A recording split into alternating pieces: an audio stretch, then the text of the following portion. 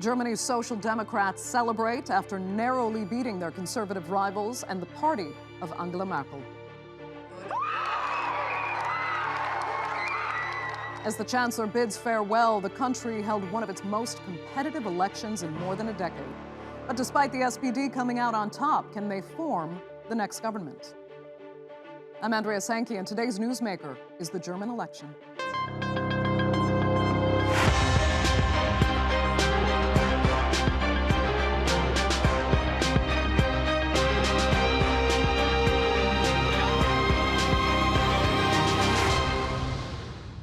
It's the biggest economy in Europe, the fourth largest in the world, and for the last decade and a half, it's been ruled by one woman.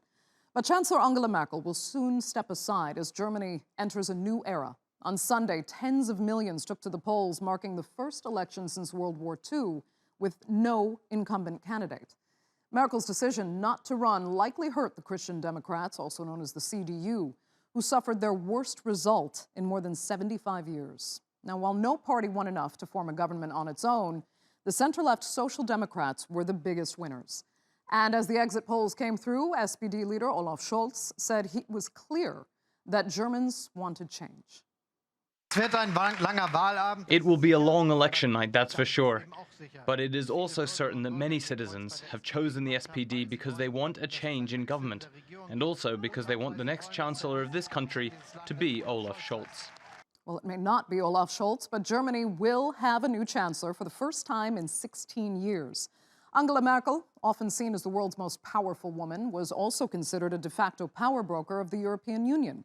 For many, she brought stability with her pragmatic policies, but for others, she created a backlash with her liberal stance on immigration.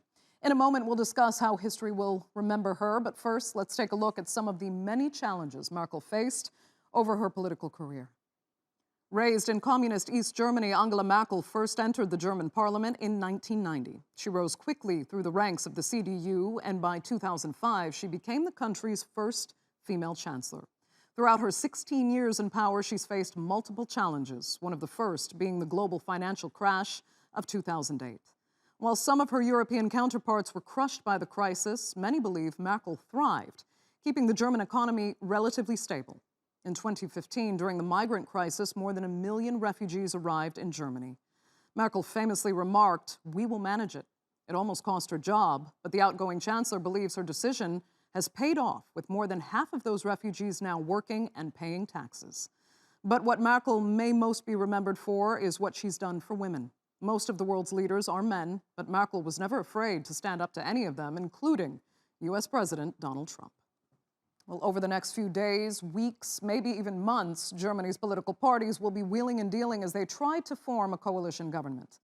It won't be easy. This election has been extremely close. Polls showed up to 40% of the electorate was still undecided until the day of the vote. But the current frontrunner is the SPD, which picked up around a quarter of the votes. Despite falling short of a majority, it is still a historic win for the Social Democrats. And this could be their best chance to take control. So how did the SPD do so well, and why did Merkel's conservatives do so badly? Well, to discuss that, I'm joined from Berlin by Ulrich Brueckner. He is a professor of European Studies at Stanford University in Berlin. In Innsbruck, Austria, is political analyst and EU expert Klaus Jurgens. And Mohammed Taha Tariq is a former member of the CDU and a youth counselor for the German town of Kralsheim. Thanks all so much for being with us. Ulrich, I'll start with you. You know, it's quite a paradox, I guess, that Angela Merkel was so loved, but that her CDU party performed so badly in this election. I mean, had people been voting for her over the years rather than the CDU itself? Well, she certainly became bigger than her parties over the run of 16 years in the chancellery. And that's why I don't really see it as a paradox, because if she doesn't allow anyone to grow next to her as a potential successor, there's nothing left. The party is in bad shape. And there were a number of nomination mistakes to decide who's going to be her successor to chair the party and to be the candidate to run for chancellery. And with all these mistakes and all the fatigue over the years of people wanting to see a change, it doesn't come as a surprise that the party performed as badly as they did yesterday. Let me ask Klaus then. Do you blame Angela Merkel herself as much for the failure of the party in this election? No, not really. I think after such a long time in power, it is absolutely normal that there is a certain kind of fatigue.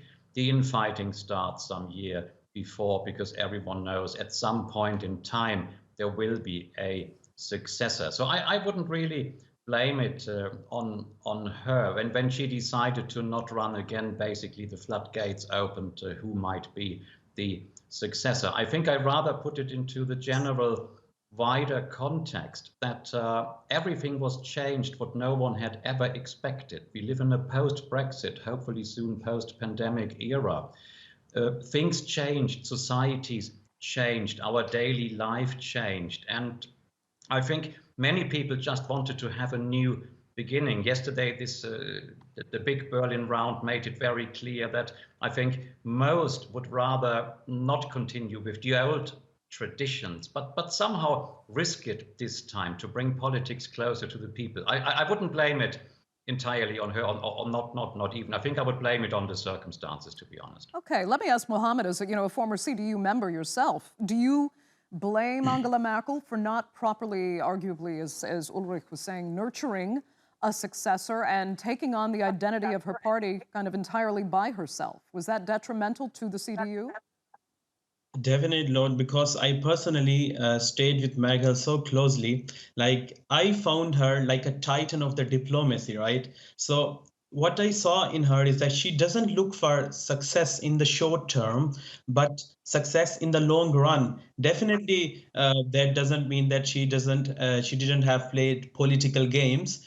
Like, you have to, if you are serving 4 term as a chancellor. So for many Germans, like, the key movement of the Merkel's time in this office were her decision to, as you know, that the almost 1 million migrants, as they accepted 1 million migrants in 2015 refugee crisis. So she has managed to overcome all the crises, and her slogan, "We will manage this," in German, "Wir schaffen das," it became a slogan for the national to help accommodate those arriving from Syria. So, but we knew that yeah. Yeah, I mean, it is interesting because we unfortunately just lost Ulrich, but we'll get him back. Because you're highlighting the fact that she worked for the long-term benefit. She played the long game, even if it had short-term damage to contend with. Many say that it was the rise of the AFD that came out of the far-right German party, that came out of her long-term strategy for bringing in more immigrants that she says paid off in the end.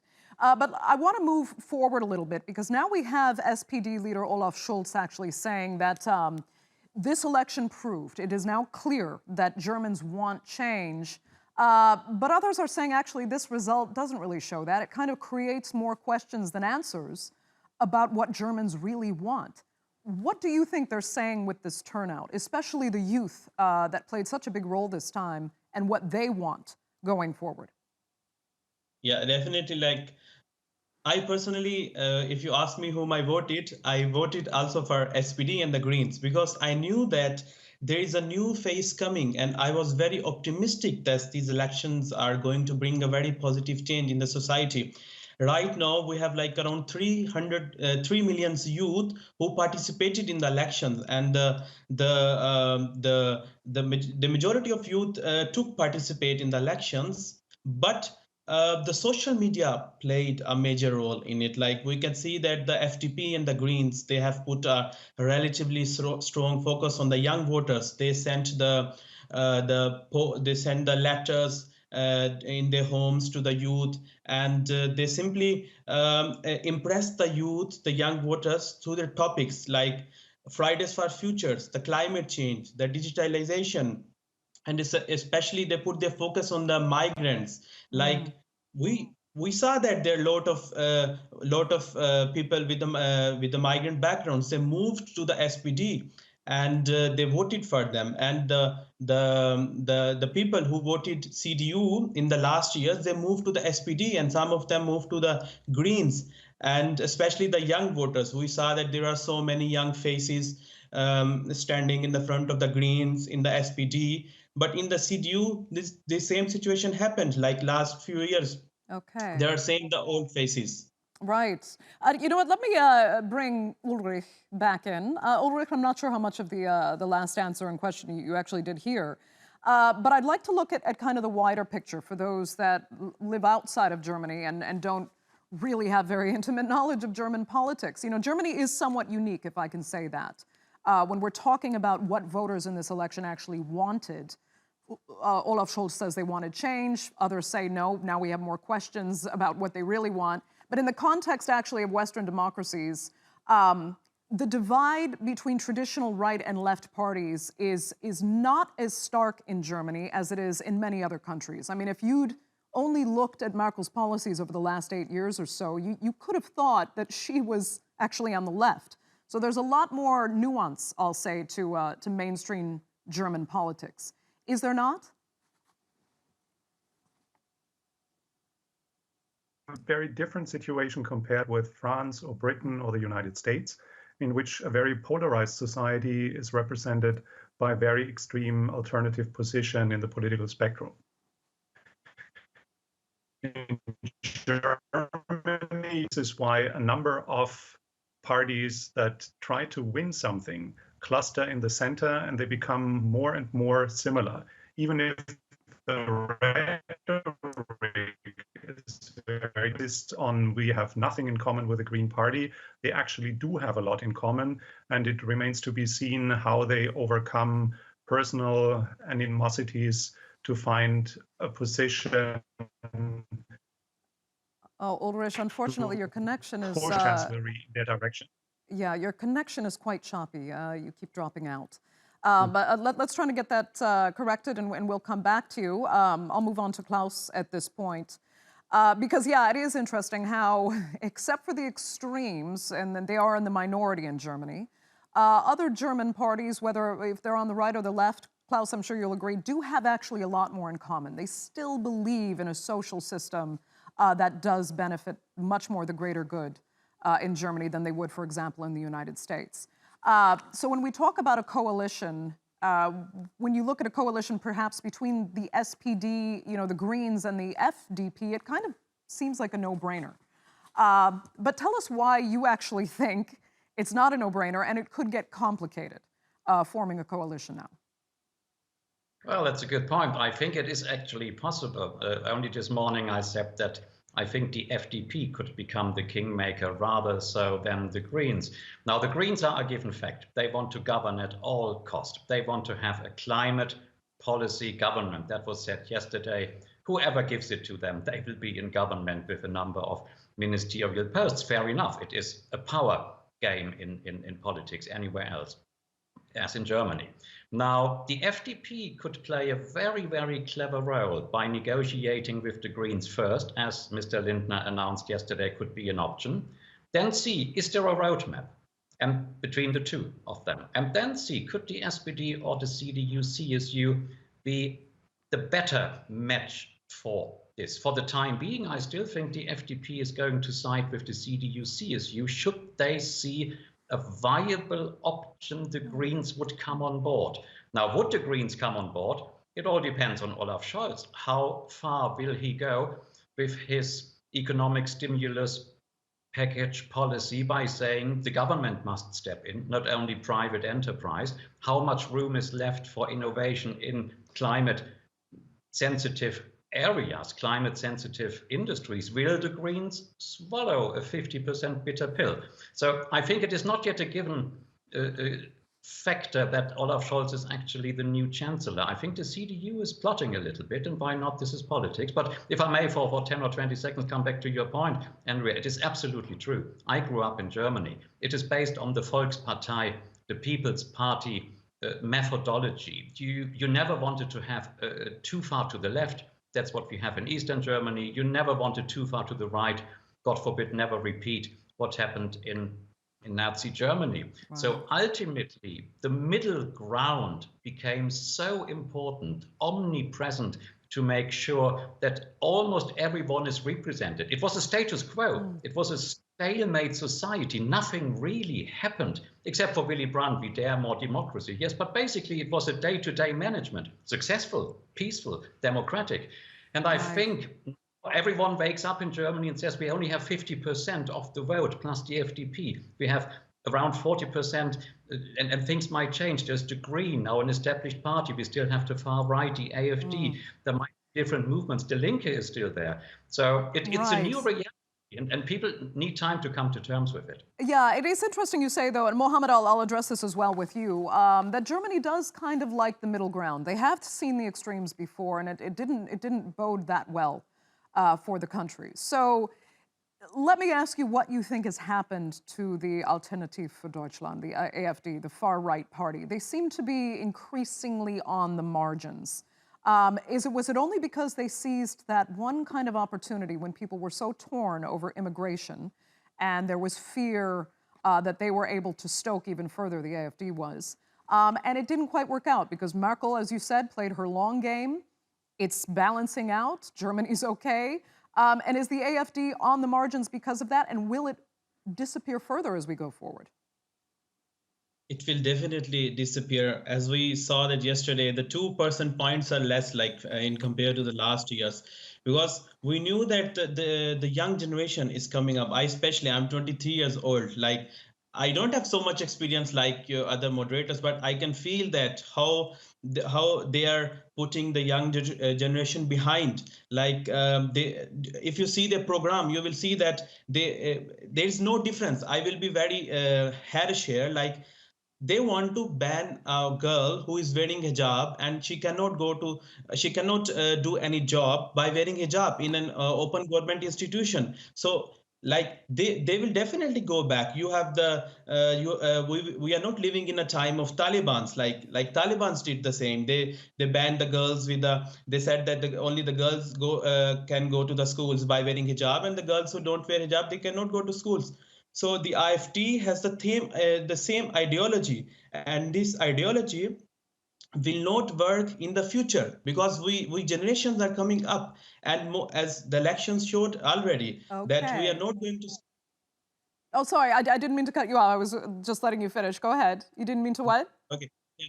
So I was a bit harsh, but I have to say this because if you see that their program, what are they talking about? Like, they don't want vaccines, but this is another issue. They want to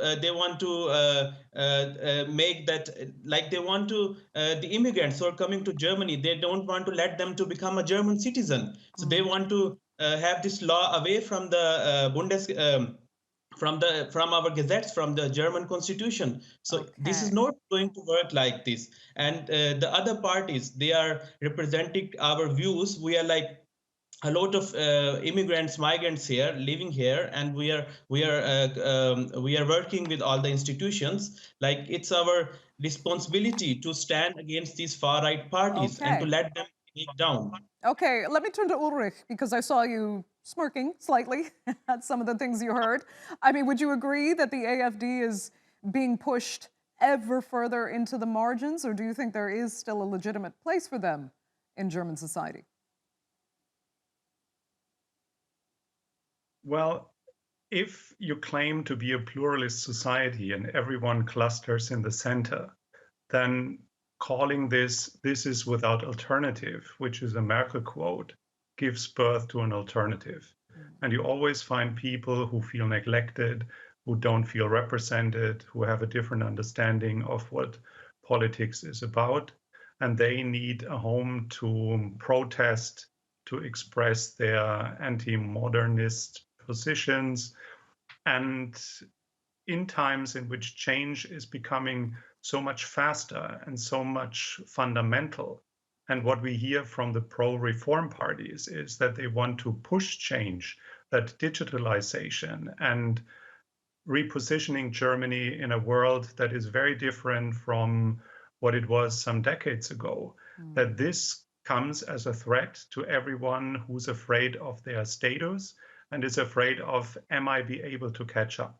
And when you look at the demography of Germany, then you will see that the praised young people that Mohammed was talking about are only 4% of the electorate.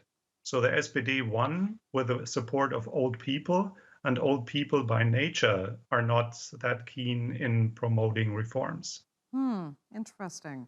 I want to move forward, actually, if we can, and I'm going to stick with Ulrich. I'm glad we fixed your connection there, because I want to ask what you think of the greater global kind of power balance with this new government coming into power. So how will it affect the relationship, for example, with Turkey, with NATO, with the European Union? Scholz, for example, says, the transatlantic partnership is, quote unquote, of essence for us. Donald Trump put a halt to that. He's gone. Now we have this new German government. So what are you looking at geopolitically for Germany going forward on the global stage? Well, this is a very important question, and it has not been addressed in the election campaign. We were talking about nitty-gritties of what is the right minimum wage and what do we do with pandemic rules and a lot of stuff that looked like navel glazing. While the very big questions like climate change, the future of NATO,